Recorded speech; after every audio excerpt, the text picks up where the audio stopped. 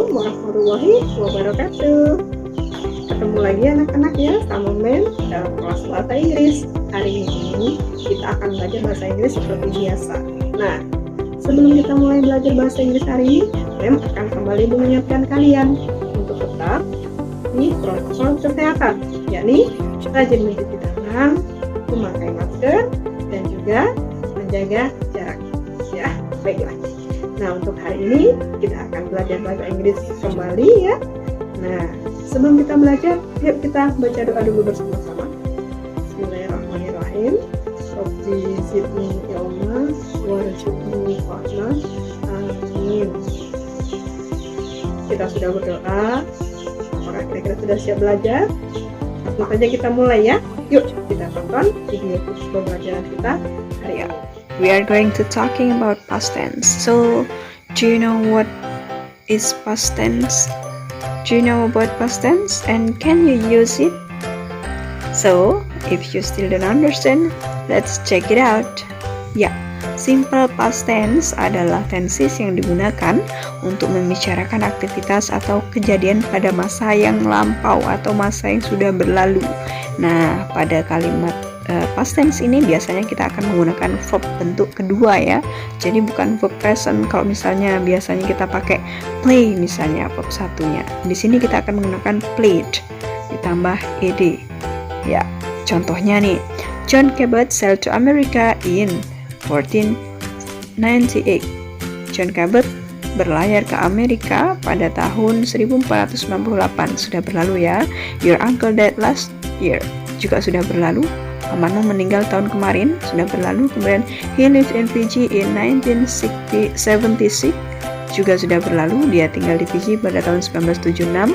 We went to school yesterday, juga sudah berlalu. Nah, ini formnya, ini formulanya pada past tense biasanya kita kenal dua kalimat, ada verbal dan ada nominal. Kalimat verbal itu yang menggunakan kata kerja dan nominal itu biasanya yang menggunakan to be.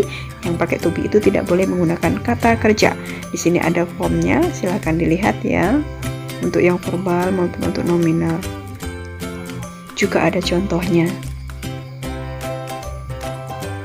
Nah, kemudian untuk lebih memudahkan kalian memahaminya, kata kerja yang kita gunakan dalam past tense ini berbeda, ada regular dan ada irregular. Nah, ini adalah contoh yang regular atau yang perubahannya biasanya selalu kurang lebih sama, cuman yang verb 2-nya biasanya ditambahi ed. Contohnya play jadi played, move jadi moved, save jadi saved, walk jadi walked, dan seterusnya.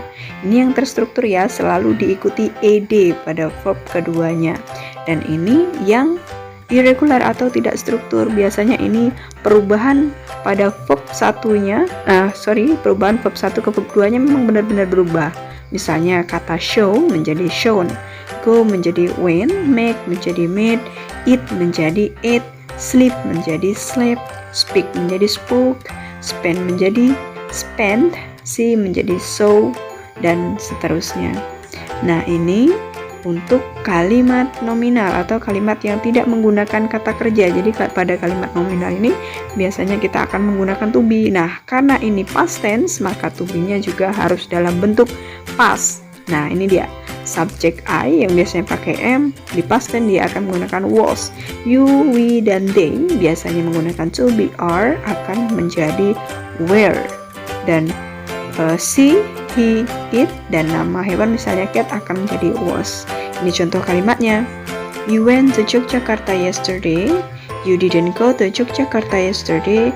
Did you go to Yogyakarta yesterday? Tahu tidak artinya? Yang satu itu, kamu pergi ke Yogyakarta kemarin. Kemudian, kamu tidak pergi ke Yogyakarta kemarin. Apakah kamu ke Yogyakarta kemarin? Nah, ini formulanya sama ya. Jadi bentuk perubahan antara kalimat positif ke negatif dan ke interrogatif bentuknya selalu sama untuk kalimat yang verbal.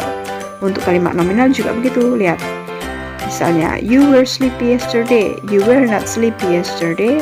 Were you sleepy yesterday? Kamu mengantuk kemarin, katanya. Kemudian, kamu tidak mengantuk kemarin.